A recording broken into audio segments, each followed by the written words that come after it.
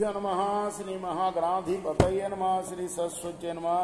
భక్తులరా, వాల్మీకి మహర్షి రచించిన శ్రీమద్ రామాయణం యథాతథంగా చెప్పుకున్నాం. ప్రతి శ్లోకం దాని అర్థం. ఇందులో భాగంగా నేటి వరకు బాల అయోధ్యారణ్య కిష్కింద సుందర యుద్ధకాండలు పూర్తి చేసి ఉత్తరాఖండ్లోని 26 సర్గలు పూర్తి చేసి 27వ సర్గలోని 40వ శ్లోకం వరకు చెప్పుకున్నాం. 41 నుండి కొనసాగించే ముందు వాల్మీకి మహర్షిని ప్రార్థన చేసుకున్నాం. కూజంతం రామ రామేతి మధురం మధురాక్షరం ఆరోగ్య కవితా శాఖం వందే వాల్మీకి కోకిలం. అంజరానందరం వీరం జానకి శోకనాశనం కపీశమక్షాంతారం వందే లంకాభయంకరం. సదానింబ వృక్షస్య మూలాధివాసా సుధాశ్రావిణం తిక్తమప్యప్రియంతౌ తరుం కల్పవృక్షాధికం సాధయంతం నమామీశ్వరం. సద్గురుం సాయినాథం సమర్థగురు సాయినాథ్ మహారాజ్ की जय. సదైవత బలం సర్వం నానా ప్రహరణైశ్చితై వ్యధ్వంసయత సంక్రుద్ధో వాయుర్జలధరం యథా. సుమాలి అనే రాక్షసుడు కోపించి వాయు మేఘాన్ని తరిమినట్టుగా దేవతా సైన్యాన్ని అంతా కూడా అనేక విధాలైన ఆయుధాలతో పారద్రోలాడు. తే మహాబాణవర్షేశ్చ శూలప్రాసైస్దారుణై అన్యమానాసురా సర్వే నవ్యతిష్టంత సమ్మత.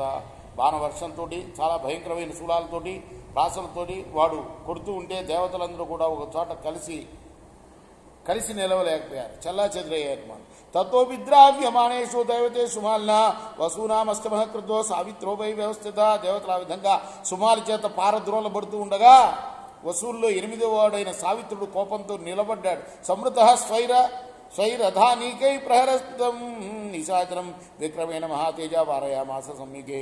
మహాతేజస్వాలి ఆ సావిత్రుడు వసు, 8వ వసు, తన సైన్యంతో కూడినవాడై యుద్ధంలో ఆ విధంగా కొడుతున్న సుమాల్ని తన పరాక్రమం చేత అడ్డగించాడు. తతస్తయోర్మహయుద్ధం అభవద్రోమహర్ష సుమాలునో వసోశ్చైవ సమరయేశ్వ నివర్తిను. ఆ తర్వాత యుద్ధంలో ఏమాత్రం వెనకకు మరలిని స్వభావం గల ఆ ఇద్దరు, ఆ వసువు 8వ వసువు అయిన ఆ సావిత్రుడు, తర్వాత సుమాలి రాక్షసుడు, ఇద్దరు కూడా రోమాంచకమైన యుద్ధం చేశారు.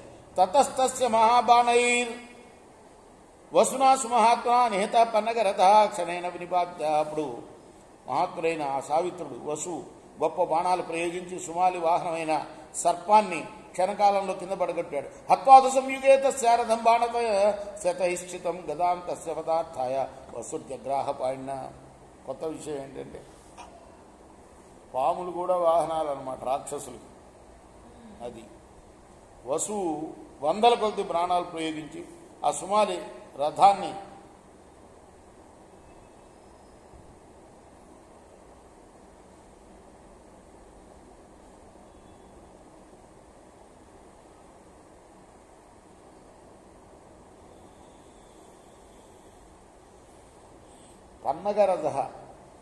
పన్నగరథం అంటే రథం అంటే ఆ పన్నగమే రథం అన్నమాట. వాడు దాన్ని చంపి ఎవరు వసు అతన్ని కూడా చంపడం కోసం గదను చేతిలోకి తీసుకున్నాడు.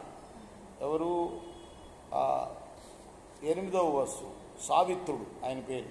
తత ప్రగృహ్య దీప్తాగ్రం కాళదండోపమాంగద తాం మూఢ్రీపాతయామాస సావిత్రో వై సుమాల్య. యమదండంతో సమానమైన ఆ కథను సుమాలి శిరస్సు మీద వేశాడు.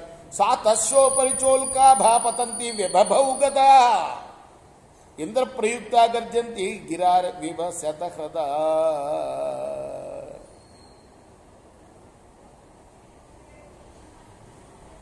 ఎట్లా ఉందయ్యా ఆ సుమాలి ప్రయోగించిన గద అంటే, ఒకప్పుడు ఇంద్రుడు పర్వతం మీద వేసిన తన గదలాగా ఉంది.